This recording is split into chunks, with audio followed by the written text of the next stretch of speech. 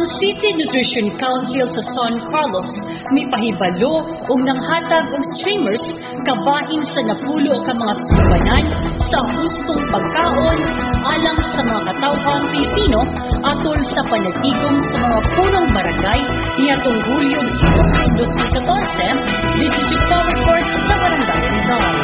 Si SP Noli Bagyoro, Chairman sa Committee on Health, Sanitation and Social Services, kinsa mausab ang City Nutrition Council Action Officer, may pahibalo nga ang bulan sa Hulyo may bulan sa nutrisyon ug ang City Nutrition Council adunay mga giandam nga mga kalihukad sa pagsaulog sa mokasyon sulod sa tibok bulan sa Hulyo.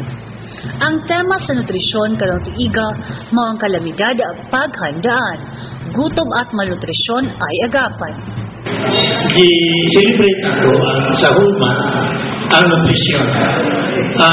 Nagsumunta atong parade, i-launch nato nga atong isang semana dito sa may contest dito sa auditorium, cooking contest. Karon si manahuna mao ni activity, mo lecture ni karon si Mary Ann, coordinator nato sa nutrition party sa kaning nutrition guidelines for Filipinos, brief Malaysia. Next week na abot tayo poster making contest kunya sa 31 na to ang culmination program dito po sa auditorium. Atong minataga ang emphasis ng nutrition kay sa tinuod man, bisan gani national government natong concern kayo ani. I-appoint na rin si Secretary Kiko Pangilinan para to assure na natin adequate nga food supply. Dili po sa atong Department of Agriculture o itahasan ani. Si Nutrition Officer Ana Maria Portuguese sa City Social Welfare and Development Office mao ang mipasabot ni ining napulo ka sumbanan sa hustong pagkaon alang sa katawhang Filipino ug siya miawhag sa tanan na tungdan nga ibutang kini mga streamers sa tagsa ka barangay hall aron dali makita ug masunod sa mga lumulupyo sa barangay. Siya ang bagong guideline. Nayuban nga provinces region 6 hinilunggo niya kita kay namurang na-appeal ta sa ilunggo nga dialect so English na ako ipangayo pero sa siguro na isinibuan mo ani pero ira man masabdan lang sa atong mga pangpulong sa atong mga kabarangayan no sa barangay mo start kung gusto mo may free ang seed free ang mga organic na software culture na alam mo yung lote nga patatangan ni black na nana siya mekanik. Ang maong guidelines gihubad sa pinulungang English o Pilipino kon Tagalog na nagkanayon.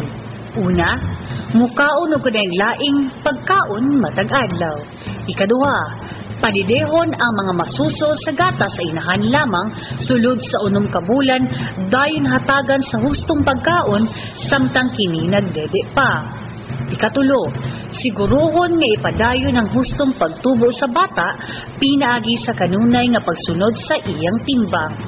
Ikaupat, mukaon og isda, karne, manok o binulad nga beans o habitsuelas. Ikalima, mukaon og daghang utan, prutas o gamot nga utanon o root crops. Ikaunom, mukaon matag adlaw sa mga pagkaong giluto sa mantika o edible oil.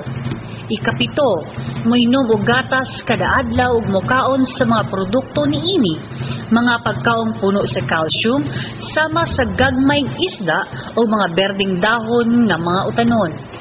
Ikawalo, mugamit og iodized na asin apan likayan ang mga pagkaon nga hilabihan kaparat.